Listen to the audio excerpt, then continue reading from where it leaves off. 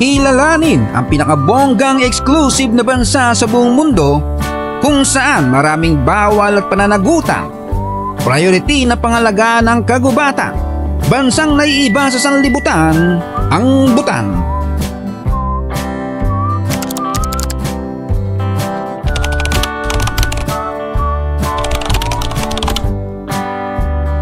Tito John's TV. Isipin mo sa sobrang exclusive ng bansang ito, wala pang bansa sa buong mundo ang nanakop sa kanila. Never pa silang ginawang colony. At heto pa, 60 years silang disconnected sa buong mundo. Mas matagal pa yan kaysa sa on the way na tropa mo. Alam mo rin ba na sila ang pinakahuling bansa sa buong mundo na nagkaroon ng telebisyon? Ang TV at internet ay nalegalize lang noong 1999. Habang nanonood ka ng Itbulaga at telenovela noong 90s, sila kakadiscover pa lang ng cable. Hindi sila late bloomers. Protektado lang ang kultura nila. Wala silang fast food, wala silang skyscrapers, wala silang mall o kahit parang divisorya man lang. Wala rin silang traffic lights. Lahat ng sasakyan, go lang ng go. Patintero na lang. Parang puso mo pag in love, walang preno. Kaya madalas nadidisgrasya ng mga kamote lovers. Pero isa sila sa pinakamagandang bansa sa buong mundo. Di lang yun, pinaka-safe at pinaka-healthy din. Mapapa! Sana all. Nakakagulat din na bawal kumatay ng alinmang hayop. Kasama na ang mga hayop kung tumingin. At kung sinaktan mo ang kawawang hayop, may penalty din. Kunyari kinagat mo si Doggy o sinabunutan mo si Muning, yari ka. Pwede kang makulong ng 1 buwan hanggang 1 taon. Sa Bhutan, mas may respeto pa sila sa baka kaysa sa tambay mong ex na amoy kalabaw.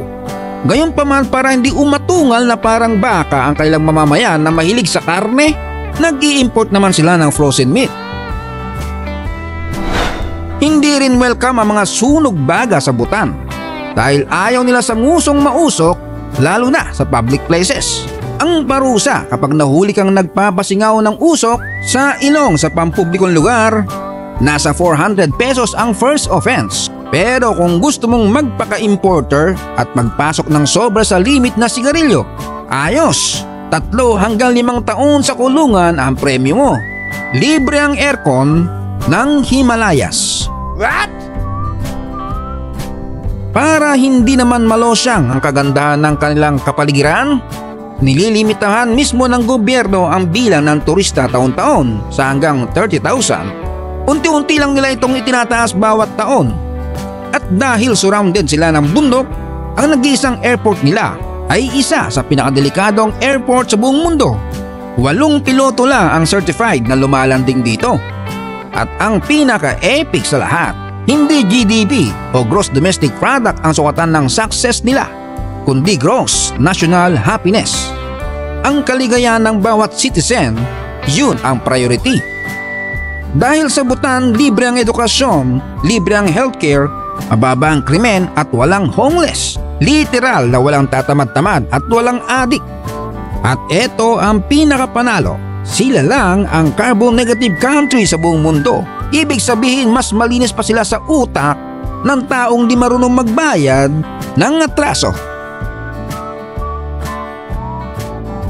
Habang ang mundo ay nagkakagulo para sa kapangyarihan at salapi, ang Bhutan chill lang, kumakana lang ng rambutan habang nakikipagkwentutan. Kung lahat ng bansa sa mundo ay kagaya ng Bhutan, siguro mas peaceful ang sanlibutan.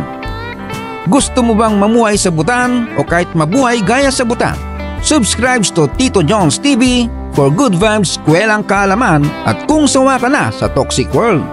Mabilis ang shoutoutan kina Vrick SDB ng Riyadh, Saudi, Nico Parungaw, Light Worker, Domingo Mark Lavi, Charmo Linchines ng Dubai, Jonathan Samburanay ng Maguindanao, Renante Limosnero, Mark John Londres ng Russia, Saldi Godoy from Saudi, Saryu Manabat at sa kanyang anak na si Rose Ann Manabat na nasa Japan, Celine Burgos from Masbate City, Jase Gomez ng Kalibo Aklan, Rolando Viray, Terence Villasenor from Saudi, Reynard Bacalso, Pizza Corp CBO from Cotabato City, Mafren ng Bulino, Pangasinan, Ivy Sheila Soriano, Dimi G1Y from Ghana, Rob Sam Lee from Holosulu, Mark Anthony Raloso, Jeneline Ataso from Hong Kong, Mike Brusco TV, Jasmine Nogaire from Saudi, Mike B3Q, Fulgem Buranday from Bataan,